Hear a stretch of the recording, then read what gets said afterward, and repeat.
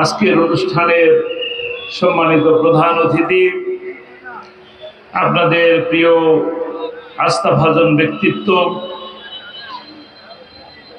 মানবতার সংগঠন, গণমানুষের সংগঠন শহীদি কাফেলা বাংলাদেশ জামাত ইসলামীর কেন্দ্রীয় মজলিসে শুরার অন্যতম সদস্য, ঠাকুরগাঁও ২ আসনের সম্মানিত সংসদ সদস্য প্রার্থী জনাব মাওলানা আব্দুল হাকিম হাফিজাহুল্লাহ, উপস্থিত আছেন কিছুক্ষণ আগে আপনাদের সামনে যে বক্তব্য রাখলেন আমার প্রিয় ভাই, অসংখ্য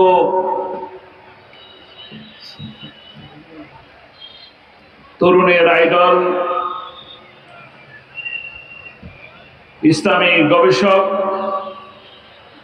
আল কোরআন রিসার্চ ফাউন্ডেশনের সম্মানিত ভাইস প্রেসিডেন্ট জনাব হযরত মাওলানা গোলাম আজম সাহেব, উপস্থিত আছেন মাওলানা মুকিমউদ্দিন খুরশেদি, মঞ্চে উপস্থিত সামাজিক রাজনৈতিক নেতৃবৃন্দ, বাংলাদেশ ইসলামী ছাত্র শিবিরের নেতৃবৃন্দ, সামনে উপস্থিত খোলা ময়দানের নিচে বসা আমার মুরব্বিয়ান, যুবক তরুণ ভাইয়েরা, পর্দার আড়ালে মা ও বোনেরা, মাইকের আওয়াজ যে পর্যন্ত যাচ্ছে যারা শুনছেন, তাদের সকলকে আমার অন্তরের অন্তঃস্থল থেকে জানাচ্ছি আসসালামু আলাইকুম ওয়া রাহমাতুল্লাহি ওয়া বারাকাতুহু। ওয়া আলাইকুম আসসালাম ওয়া রাহমাতুল্লাহি ওয়া বারাকাতুহু। আলহামদুলিল্লাহ, আমরা সকলে বলি আলহামদুলিল্লাহ। আমরা দোয়া কবুলের সময় এখানে বসেছি, আসরের ওয়াক্ত, মাগরিবের আগে আসরের ওয়াক্ত, এই মুহূর্তে আমরা যা দোয়া করবো আল্লাহ রাব্বুল আলামিন কবুল করে নেবেন। দোয়া কবুলের বিশেষ মুহূর্ত এটা। আমরা এই যে কথা বলতে পারছি, আল্লাহর কাছে শুকরিয়া আদায় করি, আলহামদুলিল্লাহ। জোরে সোরে বলি আলহামদুলিল্লাহ। রব্বানা লাকাল হামদ হামদান কাসীরান তাইয়্যিবান মুবারাকান ফীহি। এটা অসুস্থকর, অস্বস্তিকর, অসহ্যকর পরিবেশের পর একটা সুন্দর পরিবেশ পেলাম। হাজারবার, লক্ষবার, কোটিবার আলহামদুলিল্লাহ বলেও এই শুকরিয়া আদায় করে শেষ করা যাবে না। এই সুযোগই ছিল না খোলা ময়দানে, এরকম মঞ্চের মধ্যে, সাজানো মঞ্চে, প্রকাশ্য দিবালোকে এই হাজার হাজার মানুষের সামনে কথা বলবো, এই সুযোগই তো ছিল না। আল্লাহ অনেক দয়া করেছেন, মায়া করেছেন, করুণা করেছেন, তারপর আমাদেরকে এই সুযোগ আল্লাহ তাআলা দান করেছেন। আলহামদুলিল্লাহ, আলহামদুলিল্লাহ। এরকম যে পরিবেশ পেলাম, আজ থেকে যদি 1450 বছর আগে, 1500 বছর আগের দিকে যদি তাকাই, তাহলে সেই সময় একই রকম আজ থেকে 15-16 বছর আগে যেমন ছিল, গত 15-16 বছর ধরে যেভাবে চলেছে, 1500 বছর আগে একই রকম ছিল। নারীদের ইজ্জত ছিল না, মা বোনদের সম্মান ছিল না। মা বোনরা কন্যা সন্তান জন্ম দিলে কি করত? জিন্দা দাফন দিয়ে দিত। ভালো সময় ছিল। আবার গত 15-16 বছরে একই রকম ছিল। মায়ের গর্ভে সন্তান ছিল, গুলি করে হত্যা করা হয়েছে। এরকম ছিল গোত্রে গোত্রে প্রতিদিন মারামারি। 1500 বছর আগে একজন আর একজনকে বিশ্বাস করতো না, একজন আর একজনের সাথে কথা বলতে বলতেই মারামারি শুরু করে দিত। সেই সময় আমাদের প্রিয় নবী মুহাম্মদ রাসূলুল্লাহ সাল্লাল্লাহু আলাইহি সাল্লাম আসলেন, পৃথিবীতে জন্ম নিলেন। ওয়া মা আরসালনাকা ইল্লা রাহমাতাল লিল আলামিন, সারা জগতের জন্য রহমত হিসাবে আল্লাহ রাব্বুল আলামিন দুনিয়াতে প্রেরণ করলেন। যখন মানুষের সাথে মানুষের ভেদাভেদ, যখন সাদা কালো ভেদাভেদ, যখন মানুষকে দাস হিসাবে রাখার কার্যক্রম চলছে, সেই সময় রহমত হিসাবে আমাদের কাছে আসছেন কে? মুহাম্মদ রাসূলুল্লাহ সাল্লাল্লাহু আলাইহি ওয়াসাল্লাম। সেই যুগ আর গত 14-15 বছর একই রকম মিলানো যায়। তখন যেমন ভালো মানুষকে দেখা যেত না, ভালো মানুষের উপরে নির্যাতন হতো, শুধুমাত্র মুহাম্মদ রাসূলুল্লাহ সাল্লাল্লাহু আলাইহি ওয়াসাল্লাম যখন লা ইলাহা ইল্লাল্লাহ দাওয়াত দেওয়া শুরু করলেন, তার আগ পর্যন্ত মানুষ তাকে আলামিন বলতেন কিনা? কিন্তু যখনই লা ইলাহা ইল্লাল্লাহ দাওয়াত দিলেন, তারপর থেকে তার উপর নির্যাতন শুরু হলো। আর বাংলাদেশেও একই রকম, যারা লা ইলাহা ইল্লাল্লাহ দাওয়াত দেন, যারা সঠিকভাবে বুঝান, যারা কোরআনের পক্ষে দাওয়াত দেন, যারা আল্লাহকে ভয় করার জন্য বলেন, তাদের উপর গত 15 বছর নির্যাতন হয়েছে, নিপীড়ন হয়েছে। গত 13টি বছর আল্লামা সাঈদীকে জেলের মধ্যে বন্দী রাখা হলো। কারণ কি? কারণ তিনি, আপনারা বলেন তাকে কি নামে ডাকেন আপনারা? কোরআনের পাখি। কোরআনের পাখি কেন বলেন? কারণ মানুষটা ছিল পিরোজপুরে, কোরআনের দাওয়াত দিতে এই ঠাকুরগাঁও পঞ্চগড় এসেছেন। সেই টেকনাফ থেকে তেতুলিয়া, রূপসা থেকে পাথুরিয়া, বাংলাদেশের এমন কোন জেলা নেই, এমন কোন উপজেলা নেই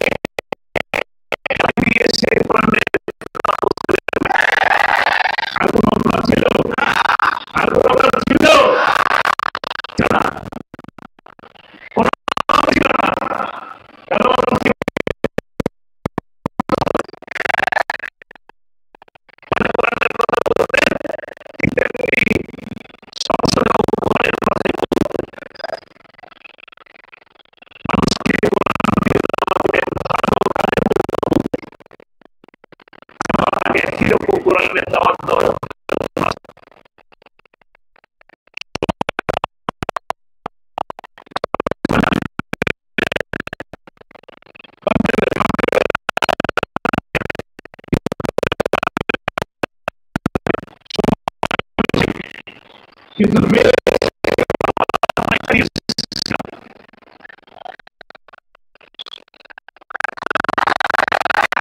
ইনশাআল্লাহ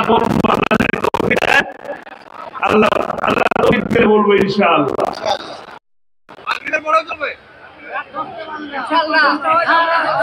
ইনশাআল্লাহ ইনশাআল্লাহ কোরআনের দাওয়াত দিতেন আল্লামা সাঈদী।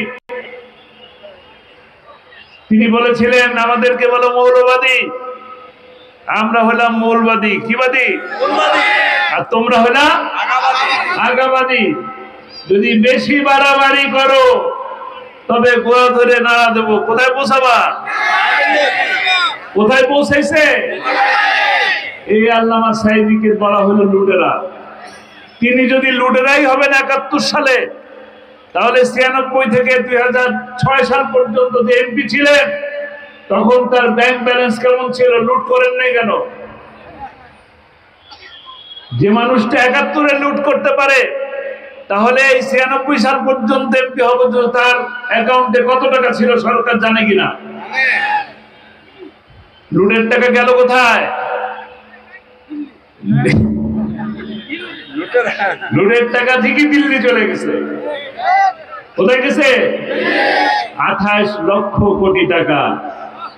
নির্যাতন কিন্তু শেষ করে নাই।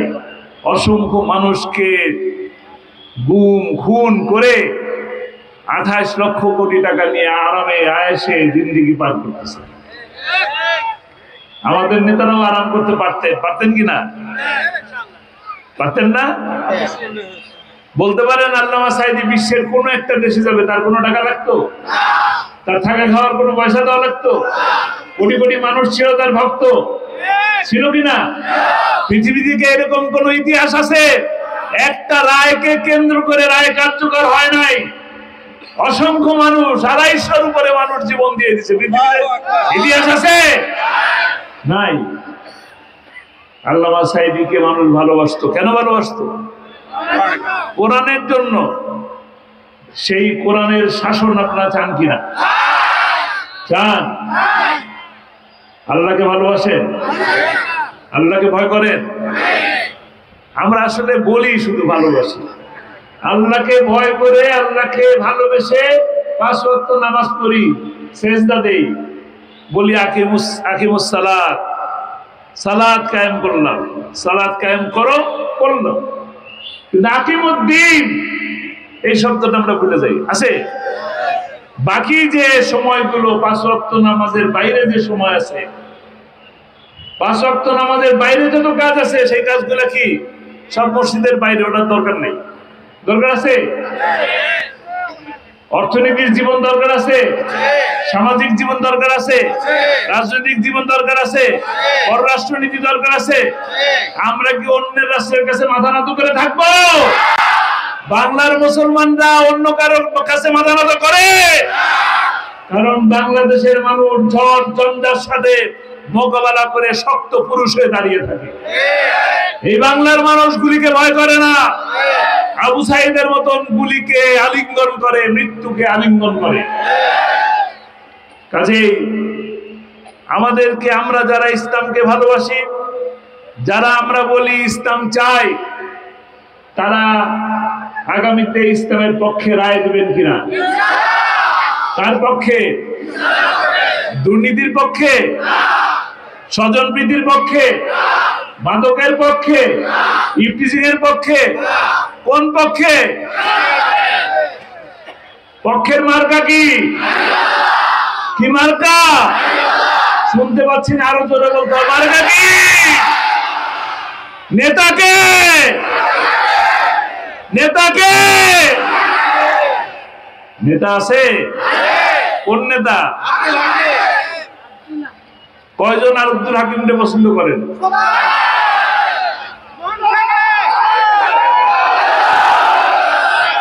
এই কয়জন যে হাত উঠালেন, এই কয়জন যে হাত উঠালেন, তাই দিয়ে কি বিজয় আসবে? বিজয় কি শুধু ঠাকুরগাঁয়ে আসলেই হবে? বিজয় আনতে হবে কোন জায়গায়? সব জায়গায় আনতে হবে কিনা? আল্লামা সাঈদীর 2টা স্বপ্ন ছিল। আল্লামা সাঈদীর কয়টা স্বপ্ন ছিল? 2টা। যত বড় বড় মাহফিল হয়েছে, প্রতিটা মাহফিলে 2টা স্বপ্নের কথা বলতেন। একটা বলতেন শাহাদাতের মৃত্যু চাই। কি বলতেন? তার মৃত্যুটা কি হয়েছে? একটা সুস্থ সুন্দর মানুষকে নিয়ে আসা হলো হাসপাতালের সামনে। মনে আছেন না ভুলে গেছেন? একটা সুস্থ সুন্দর মানুষকে হাসপাতালের সামনে নিয়ে আসা হলো। সকলের সামনে তিনি মিষ্টি মধুর একটি হাসি উপহার দিলেন, সারা জগৎবাসীকে একটি সুন্দর সালাম দিলেন, আল্লাহকে খুশি করার জন্য বললেন আলহামদুলিল্লাহ, আল্লাহ আমাকে অনেক ভালো রেখেছেন। ভুল বললাম? পরের দিন কি শুনলেন? মারা গেছে নাকি মেরে ফেলছে? কি করছেন? হত্যার বিচার চান? তার দ্বিতীয় স্বপ্ন, তার দ্বিতীয় স্বপ্নটাই আপনার হত্যার বিচার করার সুযোগ সুবিধা করে দেবে। তার দ্বিতীয় স্বপ্ন ছিল আল্লাহ যেন আমাকে কোরআনের রাজ প্রতিষ্ঠা হয়েছে এই দৃশ্য দেখে যেন আমার মৃত্যু হয়। কোরআনের রাজ প্রতিষ্ঠা করবেন কে কে? আল্লাহ। আল্লাহ আজকে আল্লাহ এই হাতগুলোকে কবুল করে নিন, আল্লাহ এই হাতগুলোকে কবুল করে নিন। মাগরিবের ওয়াক্তের আগে বলছি আল্লাহ আমরা গুনাহগার বান্দা, আল্লাহ তুমি হাতগুলো কবুল করে নিন। আল্লামা সাঈদীকে ভালোবাসেন, আজকে তিনি হাসি মুখে পৃথিবী থেকে চলে গেছেন। এই বাংলাদেশের মানুষটাকে কোরআনের পাখি বলে। আল্লাহ তাআলা দয়া করে তাকে জান্নাতে সবুজ পাখি হিসেবে কবুল করে নিন। আজকে আমার যদি সেই স্বপ্নকে বাস্তবায়ন করতে চাই, আল্লামা সাঈদীর স্বপ্ন যদি বাস্তবায়ন করতে চাই, তাহলে আজকে এখানে বসে আমাদেরকে ওয়াদা করতে হবে, এই মুহূর্ত থেকে মাগরিবের নামাজ পড়ে যখন বাসায় ফিরে যাব, বা যে মুহূর্ত থেকে বাসায় ফিরে যাব, সেই সময় থেকে আমার পরিবারের প্রতিটি সদস্যের কাছে দাঁড়িপাল্লার দাওয়াত পৌঁছে দিতে হবে। আজকে যারা ভাইয়েরা শুনতে পাচ্ছেন, বোনেরা শুনতে পাচ্ছেন, ঘরে যাবেন, ভাই বলবেন ভাবিকে, ভাবি বলবেন ভাইকে, বাবা মার কাছে, শ্বশুর শাশুড়ির কাছে, বোন দুলাভাইয়ের কাছে এবং ভাই ভাবির কাছে, চাচা চাচি, ফুপু ফুপা, খালা খালু, মামা মামি, দাদা দাদি, নানা নানি, যত আত্মীয় স্বজন আছে সমস্ত আত্মীয় স্বজনের কাছে এই দাওয়াত পৌঁছে দিতে হবে। প্রত্যেকের হাত পা ধরে রাজি করাতে হবে, ভাই এই সুযোগ আর হাতছাড়া করা যাবে না, এই সময়কে আর হাতছাড়া করা যাবে না। আল্লামা সাঈদী বলেছিলেন, বাংলার ভাগ্য আকাশে উত্তর গগনে ঘন কালো গাঢ় মেঘ জমেছে। মনে আছে কথা? মনে হতো যেন গতকালকে এই কথা বলেছে, তাই না? মেঘ কি কেটে গেছে? মেঘ কাটে নাই, মেঘ একটু সরে গেছে, আলো আসছে, সূর্যের আলো আমরা দেখতে পাচ্ছি, পূর্বাঞ্চল থেকে আলো আসছে, দক্ষিণ থেকে আলো আসছে, বুঝা যাচ্ছে আলোকে দেখতে পাচ্ছেন? কোথায় আলো? ডাকসু থেকে আলো আসছে, চাকসু থেকে আলো আসছে, রাকসু থেকে আলো আসছে। তরুণ প্রজন্মেরা আলো জ্বালিয়ে দিয়েছে, সেই আলো সারা বাংলাদেশে আলোকিত করবে ইনশাআল্লাহ। এই আলোকে আমাদের সকলের প্রচেষ্টা, পরিবারের সকল মানুষকে বুঝিয়ে ওই আলোর দিকে ধাবিত হতে হবে। ওই আলোকে নিয়ে যেতে হবে পার্লামেন্টে। আগামী দিনের পার্লামেন্ট হবে ইসলামের পার্লামেন্ট, আগামী দিনের পার্লামেন্ট হবে কোরআনের পার্লামেন্ট। তবেই আল্লামা সাঈদী, মাওলানা মতিউর রহমান নিজামী, আব্দুল কাদের মোল্লা, কামারুজ্জামান, ওনাদের হত্যার প্রকৃত বিচার করা হবে, প্রকৃত প্রতিশোধ দেওয়া হবে। তারা পালিয়ে গেছে, তাদের উপরে কি আমরা জুলুম করছি, নির্যাতন করছি, তাদের নামে মামলা দিচ্ছি? আমরা কোনো এই ধরনের প্রতিশোধ আমরা নেই না।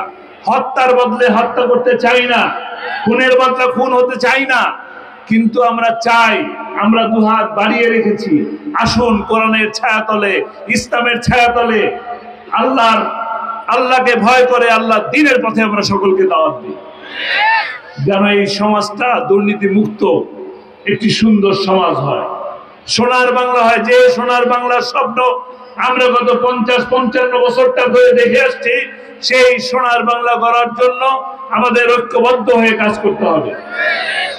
রাজি আছি? কারা কারা রাজি আছি?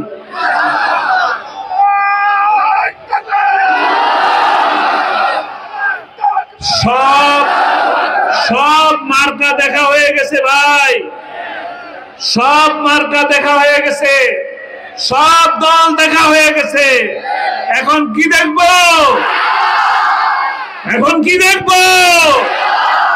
ইনশাআল্লাহ, ইনশাআল্লাহ, ইনশাআল্লাহ। আল্লাহ রাব্বুল আলামিন আমাদের সকলকে কবুল করুন। আমরা শেষ দিকে এসে বলতে চাই, কেন এই কথাগুলো বললাম? কারণ আমরা সকলে বলি, নবী করিম সাল্লাল্লাহু আলাইহি ওয়াসাল্লাম আসার পরে যখন মদিনায় তিনি শাসন করলেন, নবুয়তের জিন্দেগি যখন সোনার মদিনা থেকে পরিচালনা করলেন, তারপর থেকে কিন্তু বলা হয় যে সোনালী যুগ, বিশ্বের থেকে শান্তিময় পরিবেশ আর কোনোদিন ছিলও না, কোনোদিন আসবেও না।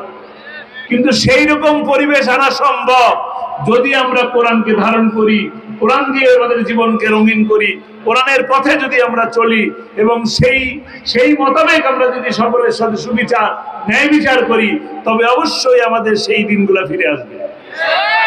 কথা কি ভুল হলো? সোনালী দিন ফিরে পেতে চাই। আল্লাহ তাআলা আমাদেরকে সেই সোনালী যুগে সোনালী দিন ফিরাই নিয়ে আসার তৌফিক দান করুন। আমা তৌফিক ইল্লা বিল্লাহ। আসসালামু আলাইকুম ওয়া রাহমাতুল্লাহি ওয়া বারাকাতুহু।